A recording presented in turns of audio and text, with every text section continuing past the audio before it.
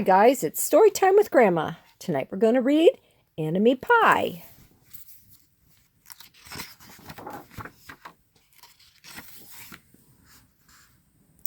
It should have been a perfect summer. My dad helped me build a treehouse in our backyard. My sister was at camp for 3 whole weeks, and I was on the best baseball team in town. It should have been a perfect summer, but it wasn't. It was all good until Jeremy Ross moved into the neighborhood, right next to my best friend Stanley. I did not like Jeremy Ross. He laughed at me when I struck out in the ball game. He had a party on his trampoline, and I wasn't even invited, but my best friend Stanley was. Jeremy Ross was the one and only person on my enemy list. I never even had an enemy list until he moved into the neighborhood. But as soon as he came along, I needed one. I hung it up in my treehouse where Jeremy Ross was not allowed to go.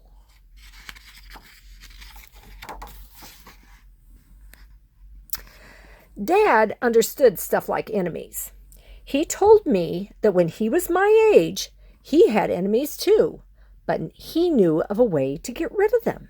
I asked him to tell me how.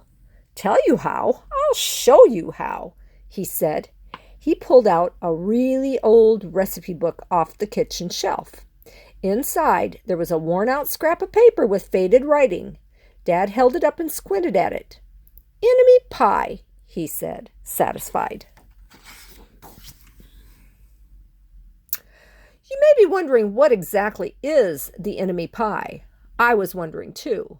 But Dad said the recipe was so secret, he couldn't even tell me.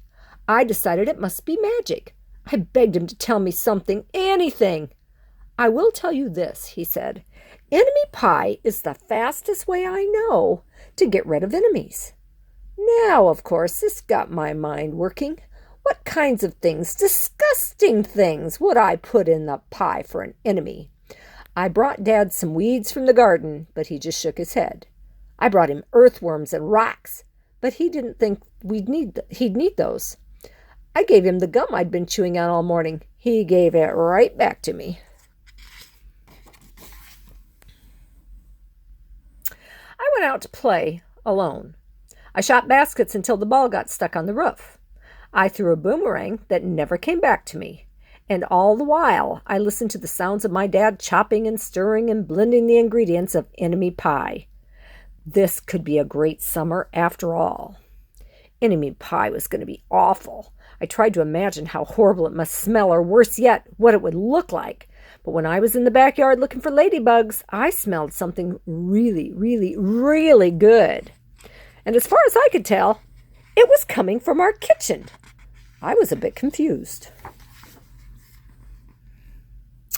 I went in to ask Dad what was wrong. Enemy pie shouldn't smell this good, but Dad was smart. If enemy pie smelled bad, your enemy would never eat it, he said. I could tell he'd made enemy pie before. The buzzer rang. Dad put on his oven mitts and pulled the pie out of the oven. It looked like plain old pie. It looked good enough to eat. I was catching on. But still, I wasn't really sure how this enemy pie worked. What exactly did it do to the enemies? Maybe it made their hair fall out, or their breath stinky. Maybe it made bullies cry. I asked Dad, but he was no help. He wouldn't tell me a thing. But while the pie cooled, he filled me in on my job. He talked quietly. There is one part of the enemy pie I can't do. In order for it to work, you need to spend a day with your enemy. And even worse, you have to be nice to him. It's not easy, but that's the only way that enemy pie can work. Are you sure you want to go through with this? Of course I was. It sounded horrible. It was scary, but it was worth a try. All I had to do was spend one day with Jeremy Ross. Then he'd be out of my hair for the rest of my life. I rode my bike to his house and knocked on the door.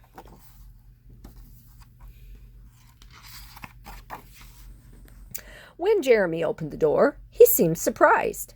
He stood on the other side of the screen door and looked at me, waiting for me to say something. I was nervous. "Can you play?" I asked. "I'll go ask my mom," he said.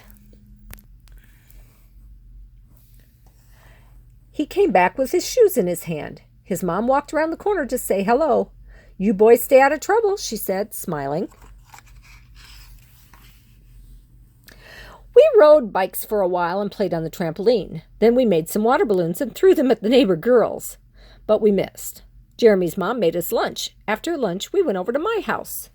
It was strange, but I was kind of having fun with my enemy. He almost seemed nice. But of course I couldn't tell Dad that, since he had worked so hard to make this enemy pie. Jeremy Ross liked my basketball hoop. He said he wished he had a basketball hoop, but they didn't have room for one. I let him win a game just to be nice. Jeremy Ross knew how to throw a boomerang. He threw it, and it came right back to him. I threw it, and it went over my house into the backyard. When we climbed over the fence to find it, the first thing Jeremy noticed was my treehouse. My treehouse was my treehouse. I was the boss. If my sister wanted in, I didn't have to let her. If my dad wanted in, I didn't have to let him. And if Jeremy wanted in, "Can we go in it?" he asked. I knew he was going to ask me that, but he was the top person, the only person on my enemy list, and enemies aren't allowed in my treehouse. But he did teach me how to throw a boomerang, and he did have me over for lunch, and he did let me play on his trampoline. He wasn't being a very good enemy. "Okay," I said, "but hold on." I climbed up ahead of him and tore the enemy list off the wall. I had a checkerboard and some cards in the treehouse, and we played games until my dad called us down for supper.